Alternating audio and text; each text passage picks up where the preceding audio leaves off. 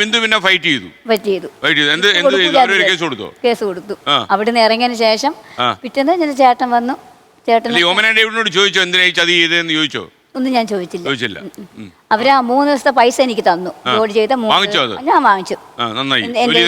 ഞാൻ ജോലി കഷ്ടപ്പെട്ട പൈസ ഞാൻ അത് വാങ്ങിച്ചു. ആ പൈസ വാങ്ങിച്ചുകൊണ്ട് വന്നാണ് പിറ്റേന്ന് ഞാൻ പിന്നെ ഇത് കോംപ്രമൈസ് ആക്കാൻ വന്നു. ഇല്ല ഈ സമയം വരെ എന്നെ വിളിച്ചിട്ടുമില്ല. കേസ് കൊടുത്തവരറിഞ്ഞില്ലേ? കേസ് കൊടുത്തവരറിഞ്ഞു. ഇവര് ന്യൂസിൽ കൂടെയാണ് അവരറിഞ്ഞത്. ന്യൂസിൽ കൂടെയാണ് അറിഞ്ഞത്. പ്രസാദിനെയും പ്രസന്നനെയും എല്ലാം സസ്പെൻഡ് ചെയ്യുന്നവർ അപ്പോഴാണ് അവര് ന്യൂസിൽ കൂടെയാണ് അറിയുന്നത്. പ്രസാദ് ശിവ സർക്കിൾ. അതെ എനിക്ക് ഓർമ്മയുണ്ട്. അപ്പൊ അത് കഴിഞ്ഞ് ഇപ്പൊ യോമന ഡേവിഡിനെ അറസ്റ്റ് ചെയ്തു. അവരെ വീട്ടില് വിദ്യാധര സാർ ക്രൈംബ്രാഞ്ച് അവിടെ ചെന്നിരുന്നു. അപ്പോഴാണ് അവരുള്ള സത്യം പറയുന്നത്. ബിന്ദു നിരപരാധിയാണ്, ബിന്ദുവിനെ വെറുതെ വിടണം.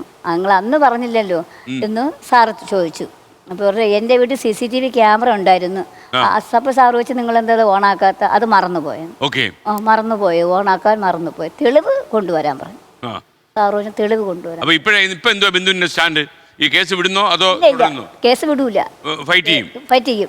എന്താ താല്പര്യം വേണ്ടത്? ഓമന ഡേവിഡിന് എനിക്ക് നഷ്ടപരിഹാരം കിട്ടണം.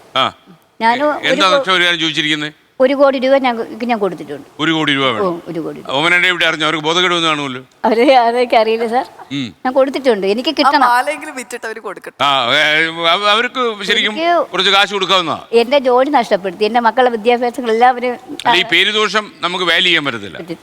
അതൊരു പ്രശ്നം തന്നെയാണ്. മറ്റുള്ളവർക്ക് മോഡലാവണം. ഒരാളെ കുറിച്ചൊക്കെ മോഷ്ടാവെന്ന് പറയുമ്പോഴേ. ഓക്കെ.